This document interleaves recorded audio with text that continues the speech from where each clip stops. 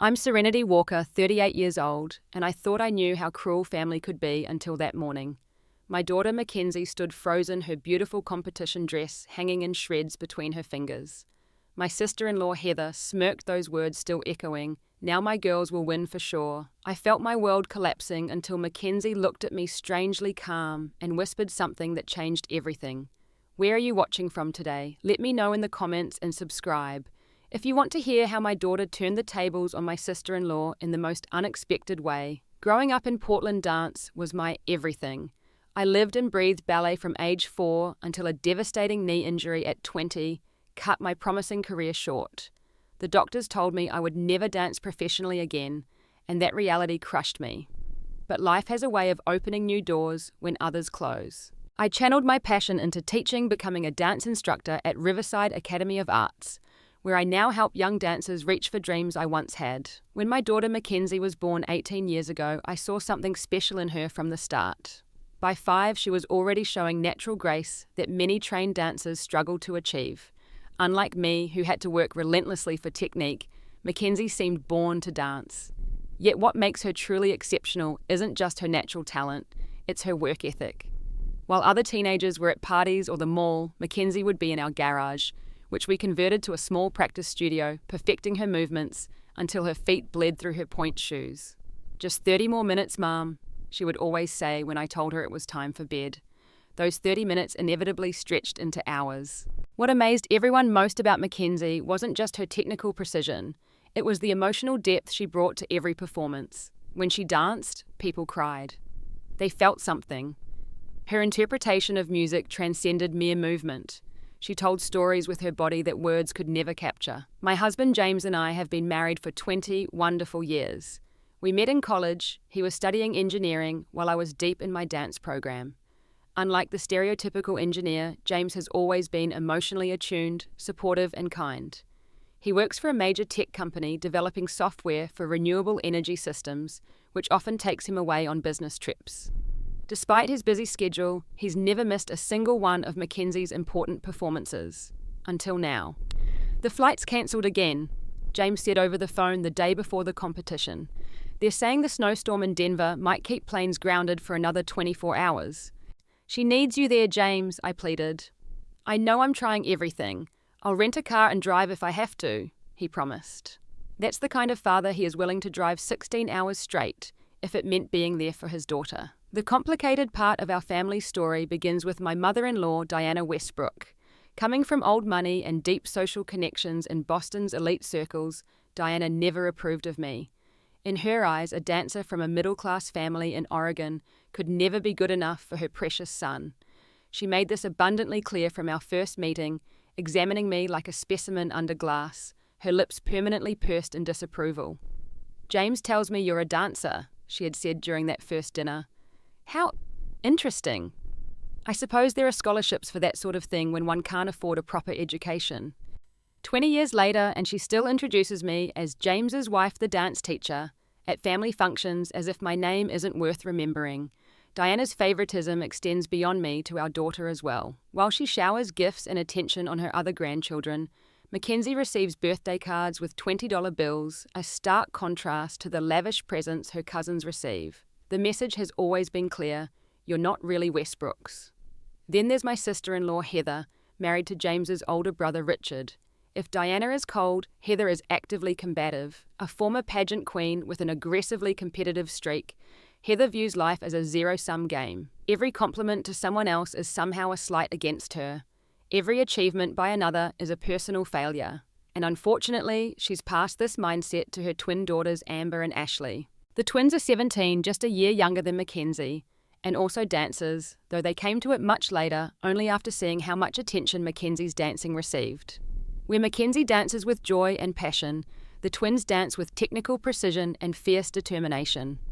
They're good, very good in fact, but they lack that indefinable quality that makes an audience hold their breath. The tension between our families reached a breaking point when all 3 girls qualified for the prestigious Davis Miller Scholarship Competition in New York. This wasn't just any competition, it was the competition for young dancers. The winner would receive a full scholarship worth $100,000, to the dance program of their Choice Plus mentorship opportunities with the American Ballet Theatre.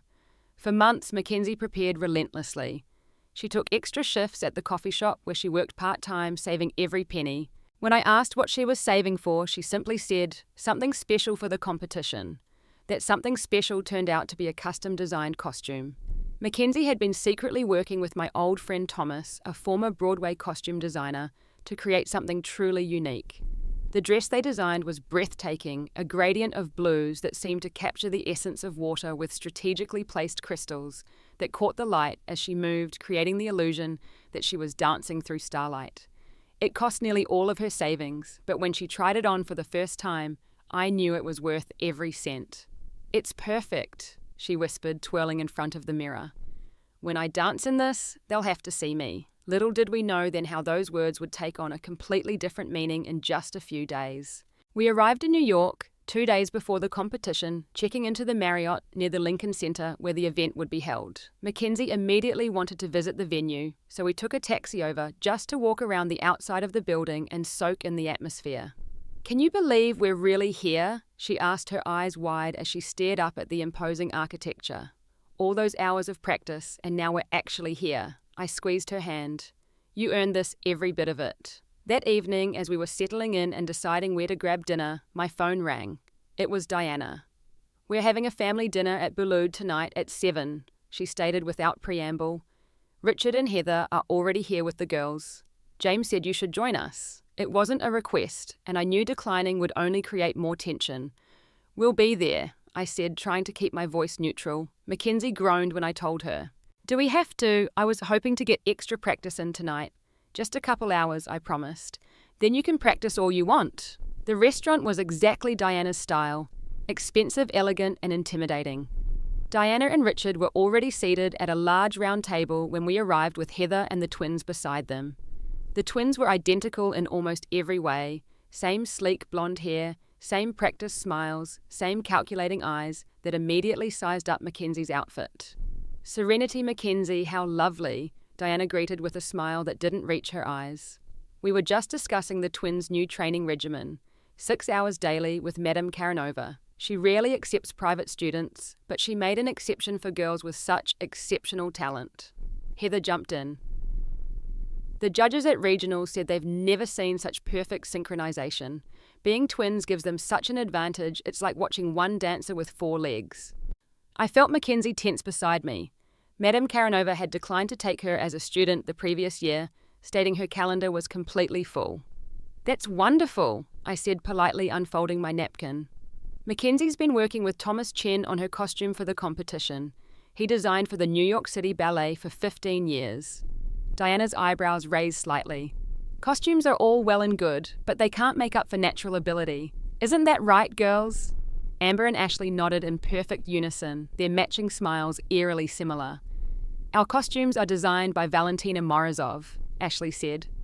"She's done Olympic figure skating costumes." The entire dinner continued in this vein. Every accomplishment Mackenzie mentioned was immediately countered with something supposedly more impressive from the twins. By dessert, I had a pounding headache, and Mackenzie had gone completely quiet. As we were preparing to leave, Heather stopped us. "Oh, I almost forgot. We're having a little gathering in our suite tomorrow after the rehearsals. All the competitors are coming. You should join us," she said, though her tone suggested she hoped we wouldn't. "We'll see," I replied non-committally. Mackenzie likes to rest before competitions. In the taxi back to our hotel, Mackenzie finally spoke. "Why do they hate us so much, Mum? What did we ever do to them?" I sighed, wrapping an arm around her shoulders. "Some people need others to fail so they can feel successful. It's not about us, honey. It's about their own insecurities." Back in our room, I called James while Mackenzie showered. The connection was poor, but I could hear the frustration in his voice. "I'm still stuck in Denver," he said. "They're talking about reopening the airport tomorrow morning, but with the backlog of flights, I don't know if I'll make it in time." "Keep trying," I urged. "Mackenzie needs your support, especially with your mother and Heather circling like sharks." "What did they do now?" he asked wearily. I filled him in on the dinner, trying to keep my voice down so Mackenzie wouldn't hear. "I'm just worried about the effect all this negativity is having on her confidence right before the competition. My mother has always been difficult, but this is crossing a line," James said. "I'll talk to her." "No, don't," I said quickly. That will just make things worse. We'll get through the next couple of days and then go home. Hopefully with a scholarship. After hanging up, I went to check on Mackenzie, only to find her sitting on the bathroom floor, tears streaming down her face. "Hey, what's wrong?" I asked, sitting beside her on the cold tile. "What if they're right?" she whispered. "What if I'm not good enough? What if all this work has been for nothing?" I took her face in my hands. "Listen to me.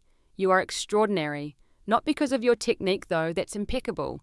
Not because of your extensions or your turns. You're extraordinary because when you dance, you show your soul. That's something they can never take away from you. And it's something the twins will never have." She nodded, wiping her tears. "Their words can't touch what we've built," she said, repeating a mantra we'd developed over years of dealing with Diana and Heather's criticism. The next morning was the technical rehearsal at Lincoln Center. Each competitor had 15 minutes on the stage to mark their places, test the lighting, and get a feel for the space. Mackenzie's slot wasn't until the afternoon, so we spent the morning in our hotel room going through gentle stretches and visualization exercises. When we finally arrived at the venue, Mackenzie changed into her practice clothes, but brought the competition dress in a garment bag. "I want to see how the lights hit the crystals," she explained. The rehearsal coordinator, a harried woman with a clipboard and headset, nodded when we explained. "You can do a quick costume check at the end of your slot, but keep it brief." Watching Mackenzie on that grand stage, even in just her practice clothes, brought tears to my eyes. This was what we'd worked toward for so many years. The technical director adjusted the lighting as she moved, finding the perfect combination to highlight her movements. In the final 2 minutes, Mackenzie quickly slipped the blue dress over her practice clothes. The effect was magical as she moved into her final pose.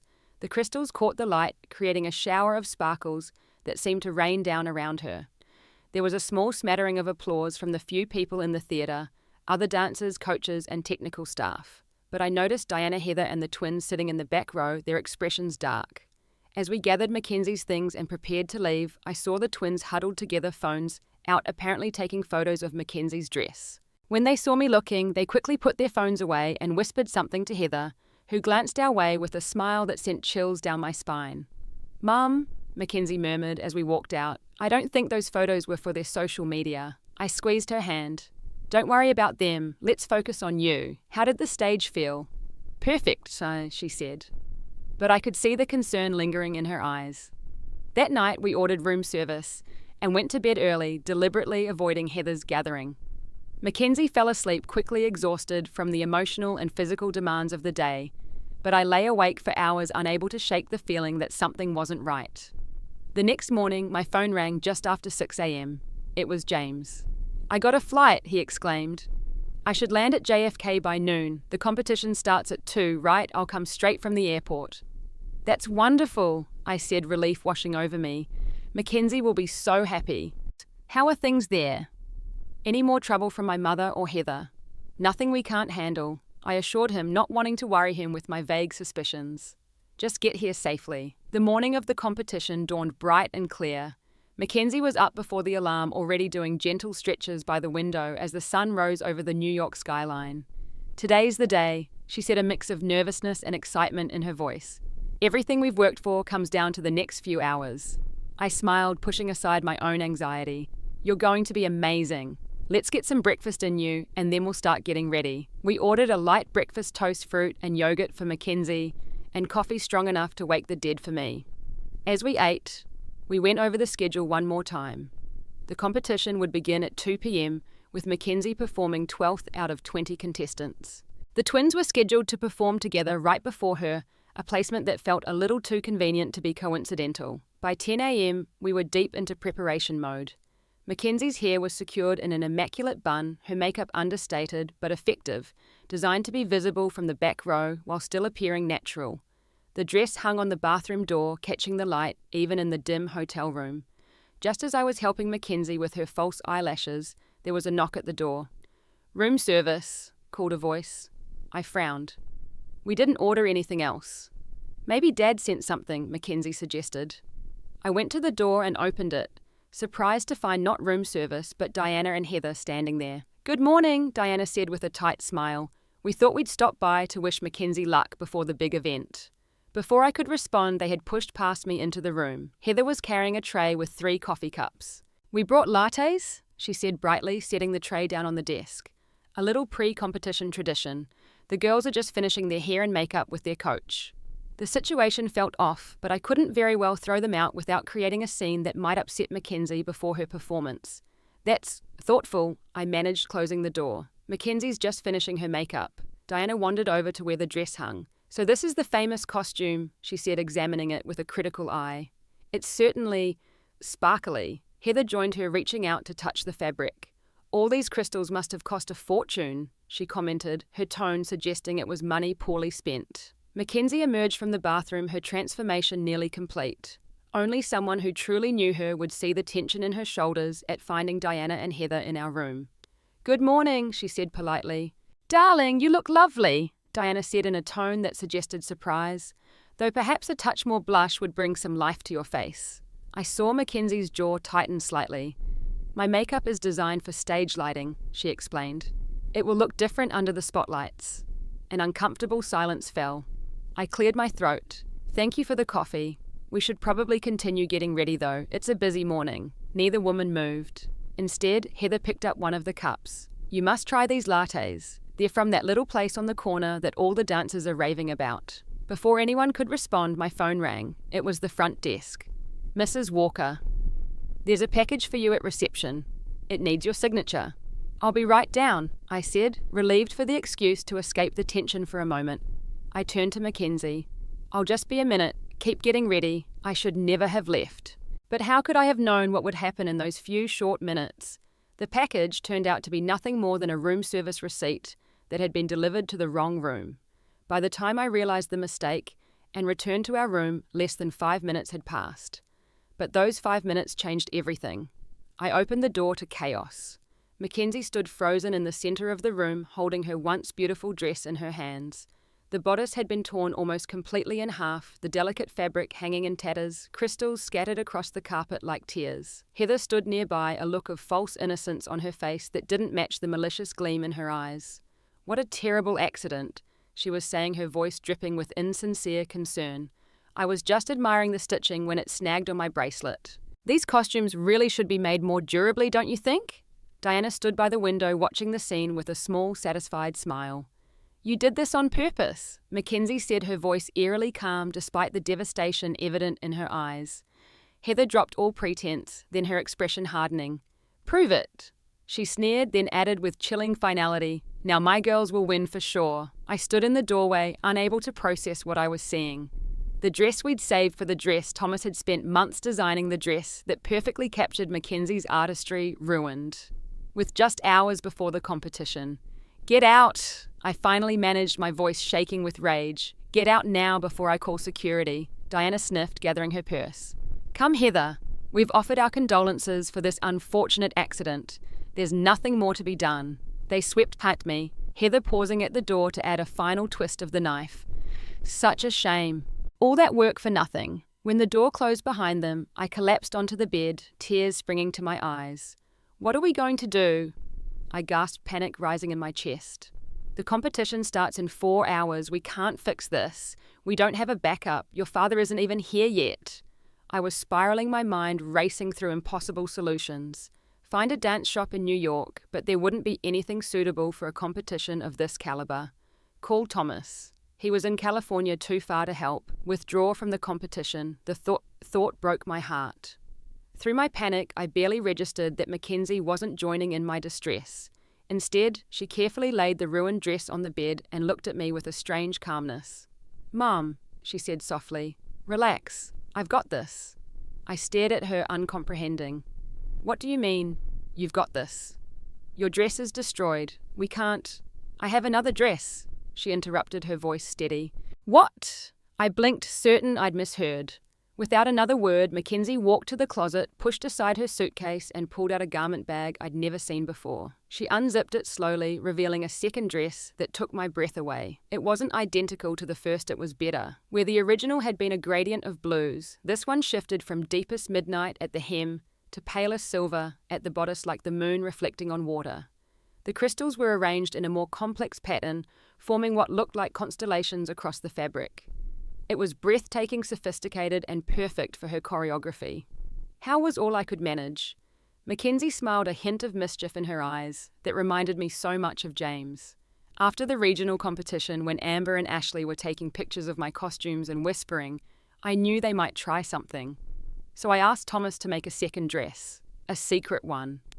I gaped at her. But the cost. How did you afford 2 custom dresses? I've been saving for 3 years, Mum, ever since I decided to enter this competition. I worked extra shifts, did some freelance choreography for the community theatre, babysat on weekends. This competition means everything to me, and I wasn't going to let anything or anyone stand in my way. In that moment, looking at my daughter holding this magnificent dress, I realized something fundamental had shifted. This wasn't just about a dance competition anymore. This was Mackenzie taking control of her narrative, refusing to be a victim of others' cruelty. "Try it on," I whispered. She nodded and disappeared into the bathroom. A few minutes later, she emerged transformed. The dress fit perfectly, highlighting her graceful neck and shoulders, the gradient effect making her movements seem to flow like water, even as she simply walked across the room. "What do you think?" she asked, a hint of vulnerability breaking through her composed exterior. I couldn't speak for a moment, overcome with pride and a fierce, protective love. "I think I finally managed that you are the most remarkable person I've ever known." Mackenzie smiled, twirling once to make the skirt flare around her legs. "Should we call Dad?" "Absolutely," I agreed, already reaching for my phone. "He needs to hear about this." James answered on the first ring. "I just landed. I'm grabbing a taxi now. How's everything going?" I put the phone on speaker. "Honey, you're not going to believe what just happened." As we recounted the events of the morning, James's voice grew increasingly angry. "They did what?" "That's destruction of property. It's criminal. We should call the police." "No," Mackenzie said firmly. "No police. That would just create more drama and distract from the competition. Besides," she added with a small, satisfied smile, "I have a better idea." "What are you thinking?" I asked. "I think," she said, her eyes gleaming with determination, "that we should pay Diana and Heather a visit before heading to the venue. I want them to see that their little plan failed."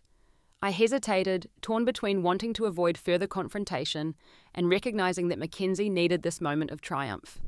"Are you sure?" She nodded firmly. "I'm sure.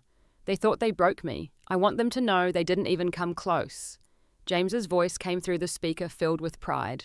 "That's my girl. I'll meet you at the venue. And Mackenzie, dance your heart out.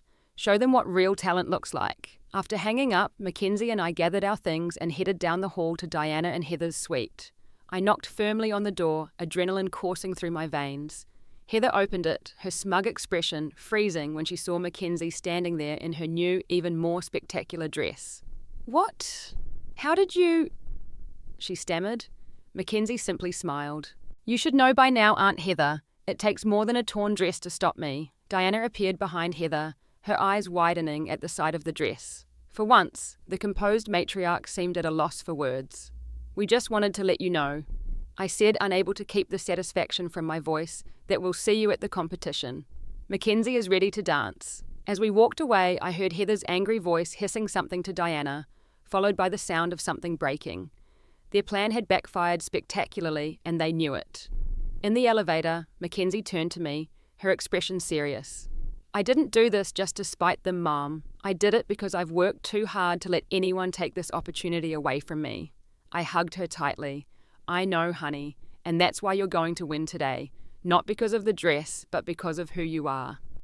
The backstage area at Lincoln Center was a flurry of activity filled with nervous dancers, stretching coaches giving last-minute instructions, and volunteers herding everyone toward their designated waiting areas. We checked in with the stage manager, who marked Mackenzie as present on her clipboard. "You're number 12 after the Westbrook twins," she informed us, confirming what we already knew. "There's a holding area through those doors where you can warm up." The holding area was a large studio with bars along the walls and a few folding chairs scattered about. Several dancers were already there, going through their routines or sitting quietly, lost in concentration. When we entered, a few heads turned our way and I heard whispers as eyes fixed on Mackenzie's dress. "Is that custom?" one girl asked, approaching us with genuine admiration. "It's stunning." Mackenzie smiled, some of the tension leaving her shoulders at the friendly interaction. "Yes, Thomas Chen designed it. He's an old friend of my mum's." "It's incredible," the girl said, extending her hand. "I'm Natalie, by the way, number 8 in the lineup." Mackenzie, I'm number 12. Right after the twins, turn, Natalie said with a grimace. Good luck with that. They've been in here telling everyone they've already got the scholarship locked up. Something about connections with one of the judges. I felt a flare of anger but kept my expression neutral. Well, it's supposed to be judged on merit, I said. Natalie shrugged. Should be, but you know how these things work sometimes. She glanced toward the door. Speak of the devils. Amber and Ashley had just entered, followed by Heather. They were wearing identical costumes in a deep crimson that contrasted sharply with their blonde hair. The dresses were beautiful, I had to admit, but there was something almost militaristic about their matching appearance, reinforcing the impression that they were a single unit rather than individual artists. Heather spotted us immediately, her eyes narrowing as she took in Mackenzie's dress once more. She whispered something to the twins, who glanced our way before deliberately turning their backs. Charming as always, I muttered under my breath. Mackenzie squeezed my hand. It doesn't matter.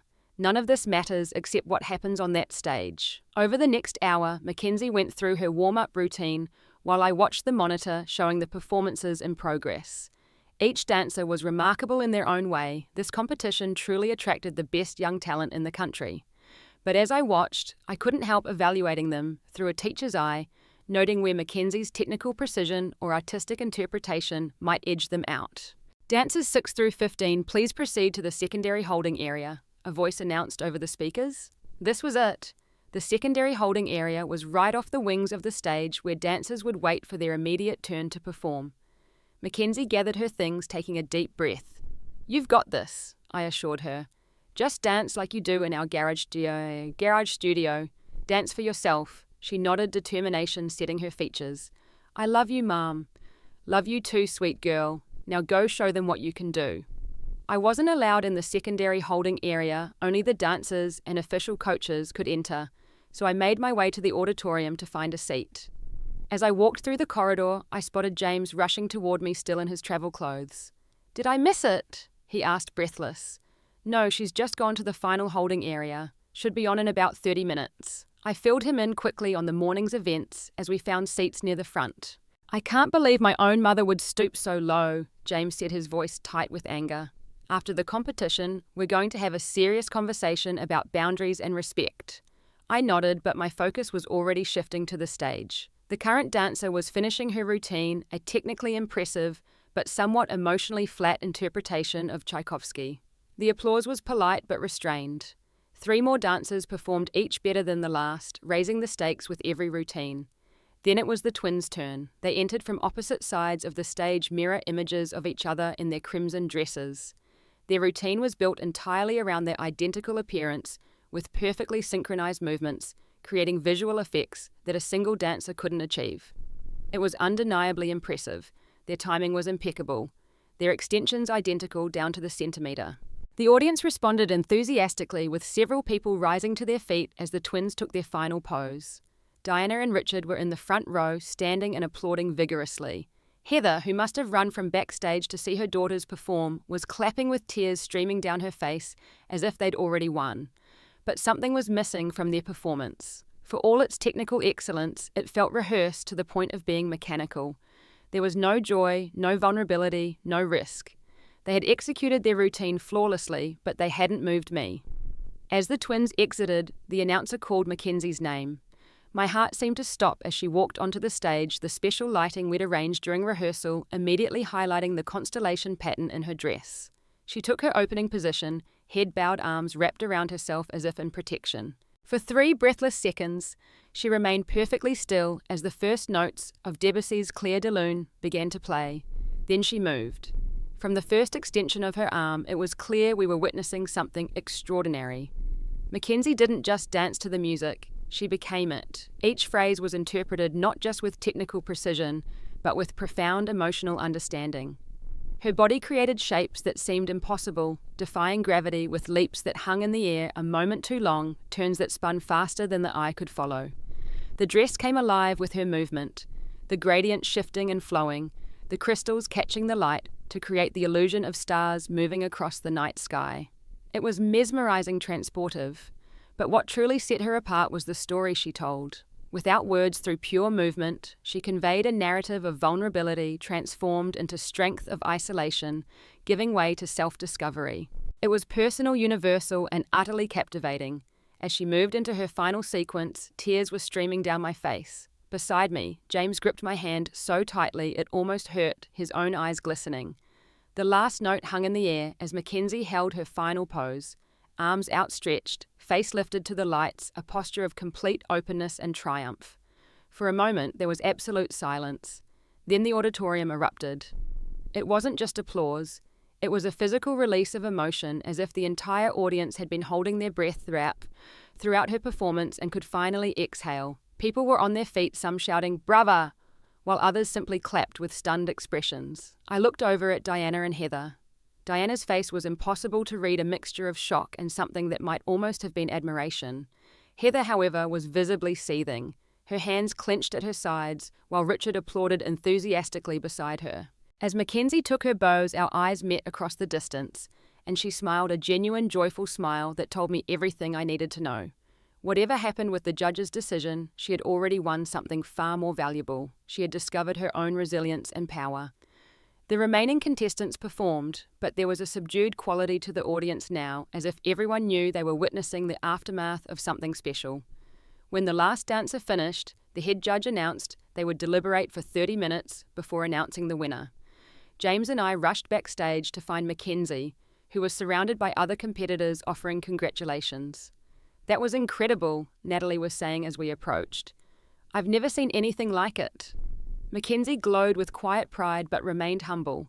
"Thank you. Everyone was amazing today." When she saw us, she broke away and ran into our arms. "You made it," she said to James, hugging him tightly. "Wild horses couldn't have kept me away," he replied. "Though Denver Airport tried its best. Sweetheart, what you did up there." There are no words. We found a quiet corner to wait for the judge's decision. Across the room, I could see the twins huddled with Heather, their expressions tense. Diana and Richard joined them, and an argument seemed to break out, with Richard gesturing emphatically, while Heather shook her head. "Looks like not everyone's happy with the twins' performance," James observed quietly. "They were technically perfect," I acknowledged. "But there's more to dance than technique." The stage manager appeared at the door. "Dancers and families to the auditorium, please. The judges are ready to announce their decision." We filed back into the auditorium, taking seats in the special section reserved for contestants. The head judge, a distinguished former principal dancer with the New York City Ballet, stepped up to the microphone. "Today we have witnessed extraordinary talent, dedication, and artistry from every single contestant," she began. "Each of you should be immensely proud of what you've accomplished to reach this level of excellence." She continued with thanks to sponsors and acknowledgements of the other judges, before finally arriving at the moment everyone was waiting for. "The judge's decision was difficult, but ultimately unanimous," she said, opening an envelope with deliberate slowness. "The winner of the Davis Miller Scholarship Competition, with a full scholarship to the dance program of their choice, is..." Time seemed to suspend itself in that pause. I found myself holding my breath, gripping both James's and Mackenzie's hands. Mackenzie Walker. The roar of the crowd was immediate and overwhelming. Mackenzie sat frozen for a second, as if not quite believing what she'd heard. Then she stood, tears streaming down her face, and made her way to the stage. I couldn't hear her acceptance speech over the pounding of my heart, but I could see her expression, joyful but composed, grateful but confident. This was her moment, earned through years of dedication and hours of practice, through early mornings and late nights, through blisters and bruises and tears of frustration. Through the blur of my own tears, I caught sight of Heather's face twisted with fury as she stormed out of the auditorium, pulling the twins behind her. Diana remained seated, her expression unreadable, as she watched her granddaughter accept the most prestigious dance scholarship in the country. As Mackenzie returned to US trophy in hand, surrounded by well-wishers, I realized that we had won something far more valuable than a competition. We had won our dignity, our self-respect, and perhaps most importantly, we had shown Diana and Heather that their cruelty and manipulation could not break us. This was just the beginning of Mackenzie's journey. But already she had learned perhaps the most important lesson of all, that true strength comes not from never facing adversity, but from rising above it with grace and determination. The celebration dinner was James's idea. 11 Madison Park, he declared when we left the auditorium. Nothing but the best for our champion. Mackenzie's eyes widened. Dad, that's one of the most expensive restaurants in New York. And you've just won one of the most prestigious dance scholarships in the country, he countered. If that doesn't call for celebration, what does? I agreed wholeheartedly, still riding the emotional high of the afternoon's triumph. We returned to our hotel only long enough for Mackenzie to change into a more comfortable dress, though she carefully hung her competition costume, determined to preserve it as a memento of this day. James had pulled strings to get us a last-minute reservation at the acclaimed restaurant, and as we were escorted to our table, heads turned to admire the beautiful young woman with the trophy she insisted on bringing along. To Mackenzie. James proposed once our champagne and sparkling cider for Mackenzie had been poured. Who taught us all a lesson in grace under pressure today? And to family, Mackenzie added softly. The real kind, the kind that supports each other no matter what. We clinked glasses, savouring the moment of perfect happiness. The future stretched before us, bright with possibility. Mackenzie was already talking about which dance program she might choose, leaning toward Juilliard, but also considering UCLA's renowned department. We were midway through our entrees when a commotion at the entrance caught our attention. Diana's imperious voice carried across the restaurant. We're family. I'm quite certain they'll want to see us. James tensed beside me as Diana, Richard, Heather, Amber, and Ashley approached our table. The twins looked uncomfortable, shifting from foot to foot as if they'd rather be anywhere else. Richard's expression was apologetic, while Heather wore a brittle smile that didn't reach her eyes. Only Diana seemed entirely composed, as if this intrusion was perfectly normal. There she is, our champion, Diana exclaimed, as if she'd been Mackenzie's most ardent supporter all along. We simply had to come congratulate you properly. Before any of us could respond, she was signalling a waiter. Champagne for everyone. We're celebrating my granddaughter's tremendous achievement. James set down his fork with deliberate care. Mother, this is a private celebration. Nonsense, Diana dismissed with a wave of her hand. We're family. Families celebrate together. Heather stepped forward, her expression now transformed into one of contrition, so fake it was almost comedic. Mackenzie, your performance was illuminating. Those turns in the second movement were particularly impressive. I felt rage building inside me. After everything they'd done, the years of belittlement, the sabotage attempt that very morning, they thought they could simply waltz in and pretend to be proud. No, I said the word, cutting through the artificial pleasantries like a knife. Everyone turned to look at me, surprise evident on their faces. I rarely confronted Diana or Heather directly, preferring to maintain peace for James's sake. But not today. Not after everything that had happened. No, I repeated, standing up to meet Diana's eyes directly. You don't get to do this. You don't get to treat us with contempt for years and then claim victory when Mackenzie succeeds despite your efforts. Diana's expression hardened. I don't know what you're talking about. We've always supported. Stop lying. Mackenzie interrupted, her voice calm but firm as she too stood up. This morning, Aunt Heather deliberately tore my dress before the competition. You stood there and watched her do it. A hush fell over our corner of the restaurant. Richard turned to stare at his wife in horror. You did what? Heather's facade cracked. She's exaggerating. It was an accident. It wasn't an accident, I said. You said, and I quote, now my girls will win for sure. That doesn't sound like an accident to me. You have no proof. Heather snapped, her pretense of remorse evaporating. James stood, then his expression thunderous. We don't need proof, Heather. We know what happened. And Mother, your silent approval was just as damaging. If you thought sabotaging an 18-year-old girl's dream was acceptable, then you're not the woman who raised me to value integrity and fair play. Diana flushed, glancing around nervously at the neighbouring tables where diners were now openly watching our confrontation. James, this is hardly the place. It's exactly the place, he interrupted. Because you decided to bring your false congratulations here to our celebration. If you want to be part of our lives, part of Mackenzie's success, then you need to acknowledge what you've done and genuinely change your behaviour. Richard was still processing the revelation about his wife's actions. Heather, tell me you didn't deliberately ruin Mackenzie's costume. Tell me our daughters weren't involved in this. Heather's composure finally cracked completely. What does it matter? She had another dress. She knew what we were planning somehow. The admission hung in the air, damning in its casualness. Amber and Ashley looked mortified, shrinking back from their mother's outburst. Mum, you said it was just going to be a small prank, one of them whispered loud enough for us all to hear. You didn't say you were going to destroy her dress. Richard's face had gone pale. My God, Heather, what have you been teaching our daughters? He turned to us, genuine remorse in his eyes. Serenity Mackenzie James. I had no idea. I'm so sorry. Diana was still trying to salvage the situation. Obviously, there's been a misunderstanding. Heather gets competitive about the girls, but I'm sure she never intended. Stop, Mackenzie said, her voice cutting through the excuses with a maturity beyond her years. I won today, not because you tried to sabotage me, but because I prepared for your sabotage. I knew who I was dealing with, and I didn't let it stop me. That's the real victory here. She turned to her cousins. Amber, Ashley, you're talented dancers, really talented. But as long as you let your mother's bitterness guide you, you'll never find your own artistic voice. I hope someday you'll dance for yourselves, not for her approval. The twins looked at each other, something unspoken passing between them. For the first time, I saw them as individuals, rather than extensions of Heather's ambition. This conversation is over, James said firmly. Richard, you're welcome to stay if you'd like to genuinely celebrate Mackenzie's achievement. Mother Heather, I think it's best if you leave. Diana drew herself up affronted. You're choosing her over your own family. James didn't hesitate. Serenity and Mackenzie are my family. You're just relatives until you earn the right to be more. It was the line in the sand we'd needed for years. Diana gathered her purse, her expression icy. Come, Heather. We know when we're not wanted.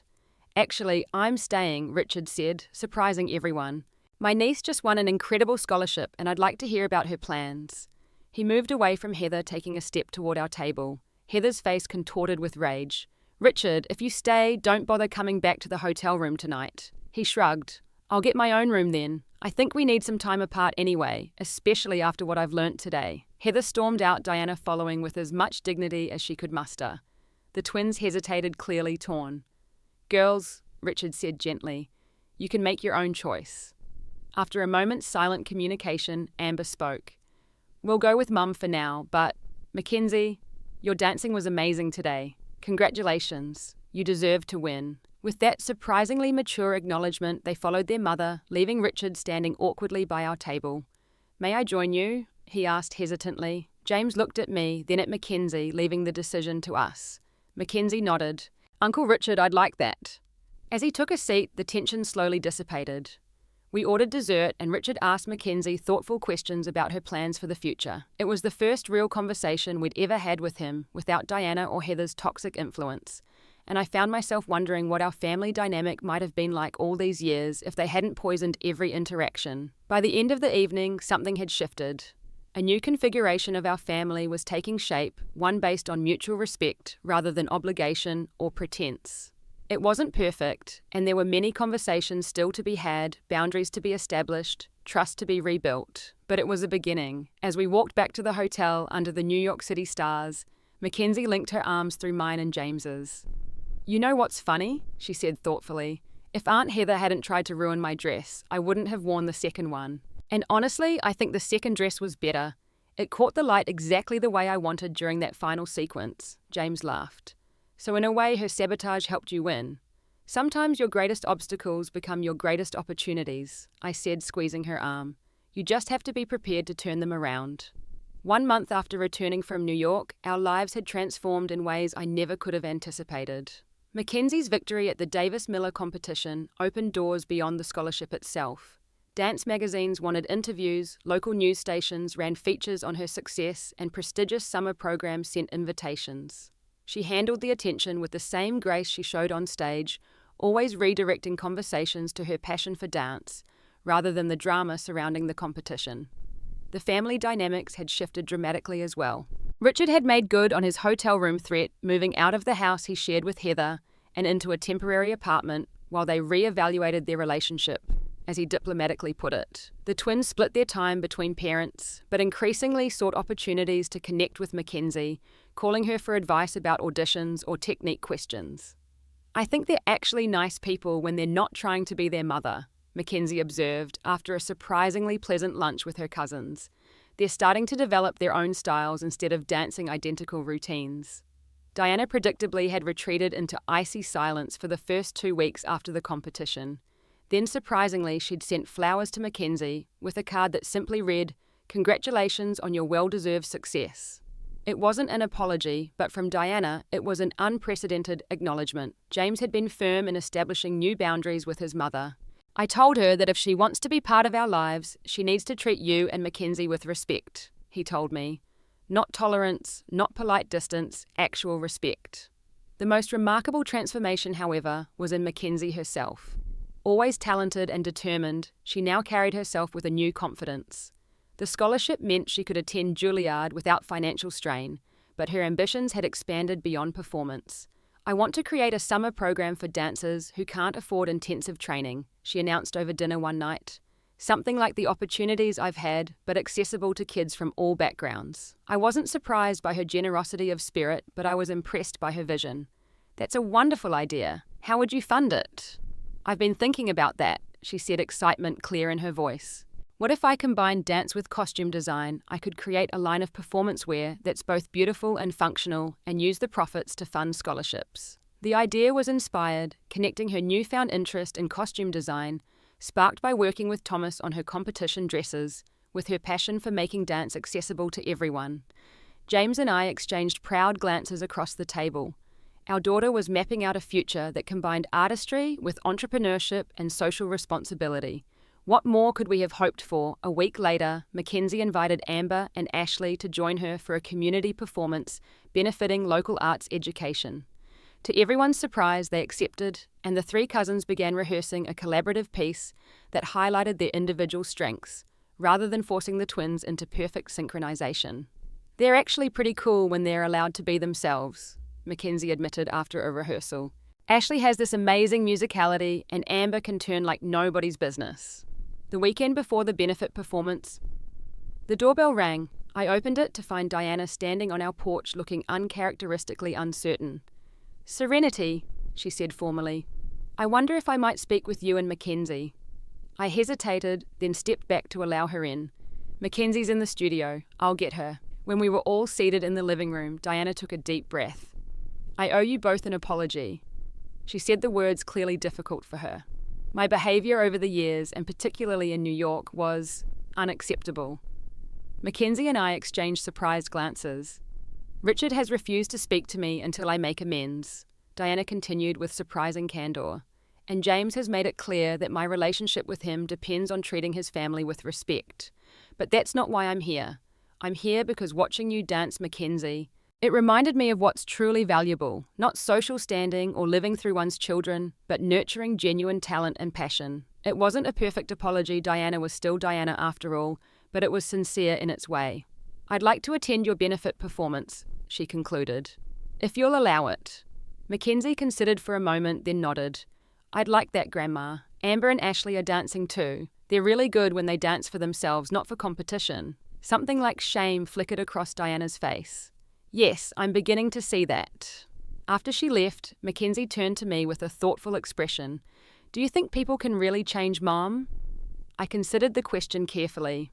"I think they can if they want to badly enough. Your grandmother has spent a lifetime building walls around herself. It takes courage to start taking them down." The benefit performance was a revelation. Mackenzie, Amber, and Ashley performed a piece they'd choreographed together that highlighted their individual styles while creating something greater than the sum of its parts. Diana watched from the front row, Richard beside her, both of them applauding with genuine enthusiasm. Afterward, at the reception, I noticed Diana speaking intently with Thomas, who had flown in to support Mackenzie. Later, he sought me out looking bemused. "Your mother-in-law just offered to invest in a scholarship program for young dancers," he told me. "Said something about wanting to support real talent regardless of background." I nearly spilled my drink in shock. Diana said that. Thomas nodded. She also asked about the cost of costume design and production. "I think she's trying to support Mackenzie's dream in her own way." The next day, Mackenzie received a package. Inside was her original competition dress, professionally restored to perfect condition, along with a note in Diana's elegant handwriting for the next young dancer with stars in her eyes. "Your vision for helping others access dance education is one I'd be proud to support. Grandma." Mackenzie traced the repaired seams of the dress tears in her eyes. "She fixed it." "Yes," I said softly, understanding that we were talking about more than just the dress.